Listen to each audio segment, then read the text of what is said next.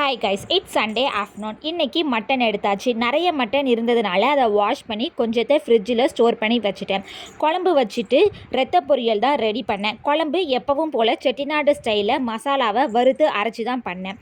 ஃபஸ்ட்டே மட்டனை இஞ்சி பூண்டு பேஸ்ட்டு சேர்த்து விசில் வச்சு எடுத்து வச்சுட்டேன். அப்புறமா பேனில் ஆனியனு, டொமேட்டோ, இஞ்சி பூண்டு பேஸ்ட்டு சேர்த்து நல்லா வதக்கிட்டு இது கூட மிளகாத்தூள், மல்லித்தூள், மஞ்சத்தூள், சால்ட்டு எல்லாம் சேர்த்து நல்லா வதக்கிட்டு நம்ம அவிச்சு வச்சுருக்கிற மட்டனையும் இது கூட சேர்த்துட்டு அரைச்சி வதக்கி வச்சுருக்கிற மசாலாவையும் இது கூட சேர்த்து பச்சை வாடை போகிற அளவுக்கு வதக்கி கொஞ்சம் தண்ணி ஆட் பண்ணி குழம்ப கொதிக்க விட்டேன்.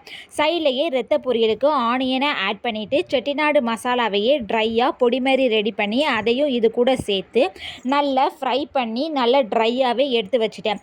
எல்லாம் ரெடி ஆகிட்டு சரி ஸ்வீட்டுக்கு ஏதாவது பண்ணலான்னு சொல்லிட்டு ரவா இருந்துச்சு, அதை வச்சு ரவா கேசரி தான் ரெடி பண்ணேன். ஆனால் நாட்டு சர்க்கரையை போட்டு ரெடி பண்ணேன். லாஸ்ட்டாக கொஞ்சோண்டு ரீஃபைண்ட் ஆயில் சேர்த்து பண்ணோம் அப்படின்னா டேஸ்ட்டு